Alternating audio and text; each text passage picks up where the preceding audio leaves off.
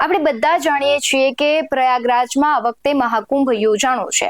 પ્રયાગરાજમાં ત્રિવેણીમાં આ વખતે મહાકુંભ યોજાણો છે, ત્યારે આ વખતેના મહાકુંભને ખાસ માનવામાં આવી રહ્યું છે. મહાકુંભમાં દુનિયાભરમાંથી ભક્તો આવ્યા છે, ત્યારે આ મહાકુંભમાં ઘણા લોકો પોતાને ફેમસ કરવા પણ આવી રહ્યા છે.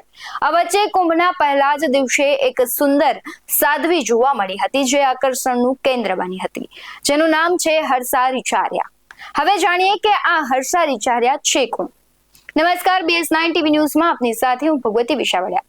આ એક એન્કર, મોડલ અને સોશિયલ મીડિયા ઇન્ફ્લુએન્સર છે. પોતાને સાધ્વી કહેતી હર્ષા રિચારિયાએ હવે પોતાની વાતથી પલટી પણ મારી હોવાનું સામે આવ્યું છે. હર્ષા રિચારિયા નિરંજનની અખાડાના મહામંડલેશ્વર કૈલાસનંદ મહારાજના શિષ્ય છે અને મૂળ ભોપાલ, મધ્યપ્રદેશના તે રહેવાસી છે. સાધ્વી હોવા ઉપરાંત હર્ષા રિચારિયા સોશિયલ મીડિયા ઇન્ફ્લુએન્સર પણ છે. તેના વાયરલ વિડીયો અને તસવીરો જોઈને તેના ફેન્સ તેને મહાકુંભ 2025 ફેમનું બિરુદ આપી રહ્યા છે. હર્ષા રિચારિયા સાધ્વી હોવાના કારણે રાતોરાત ફેમસ નથી થઈ ગયા, પરંતુ સોશિયલ મીડિયા પર તેના વાયરલ થવાનું અને ફોલોવર્સ વધવાનું મુખ્ય કારણ તેની સુંદરતા છે. હર્ષા રિચારિયા મહાકુંભ 2025 માં આવનારી સૌથી સુંદર સાધ્વી હોવાનું કહેવાય છે. હર્ષા રિચારિયાનો એક જૂનો વિડીયો હાલ વાયરલ થઈ રહ્યો છે, જેના કારણે તેણે પોતાનું વલણ બદલ્યું છે. 2 વર્ષ પહેલા પોતે સાધ્વી બનવાની વાત કરનાર હર્ષાએ હવે કહ્યું છે કે તેમને સાધ્વી ન કહેવું, કારણ કે તેઓ સાધ્વી નથી. હર્ષાએ સોશિયલ મીડિયા પર પોતાને સાધ્વી કહેવા પર તે ગુસ્સે પણ થઈ હતી. તેમ છતાં તેઓ ખૂબ ખુશ છે કે તેમને સૌથી સુંદર સાધ્વીનો ખિતાબ મળ્યો છે, જેની સાથે જ તેમના ફોલોવર્સની સંખ્યા પણ લાખોમાં વધી ગઈ છે.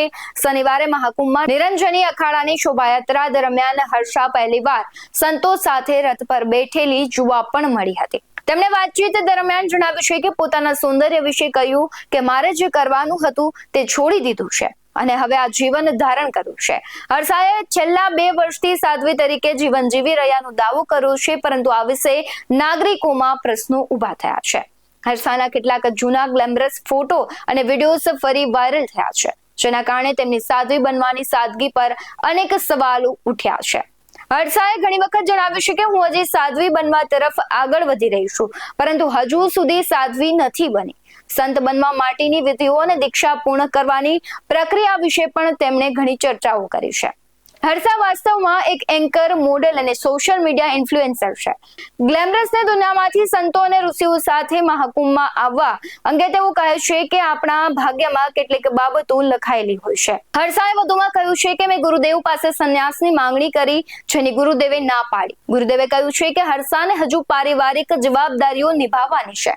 ગ્લેમરસની દંભી દુનિયાથી દૂર સંતો સાથેનો તેમનો સમય અને સાધના ભક્તિ જીવન તરફના પરિવર્તનનું એક ઉત્તમ ઉદાહરણ છે. શંકરાચાર્ય સ્વામી અવિમુક્તેશ્વરાનંદ સરસ્વતીએ કહ્યું કે મહાકુંભમાં આવી પરંપરા શરૂ કરવી સંપૂર્ણપણે ખોટી છે. આ વિકૃત માનસિકતાનું પરિણામ છે. મહાકુંભમાં ચહેરાની સુંદરતા નહીં, પણ હૃદયની સુંદરતા જોવી જોઈતી હતી. આ અંગે શંકરાચાર્ય વધુમાં કહ્યું કે જે વ્યક્તિએ હજુ સુધી નિર્ણય લીધો નથી કે સંન્યાસની દીક્ષા લેવી કે લગ્ન કરવા, તેને સંત મહાત્માઓના શાહી રથમાં સ્થાન આપવું યોગ્ય નથી. ભક્ત તરીકે હાજર રહેવું સારું હતું, પણ ભગવા વસ્ત્રોમાં રાજવી રથ પર બેસવું એ કેટલું યોગ્ય છે?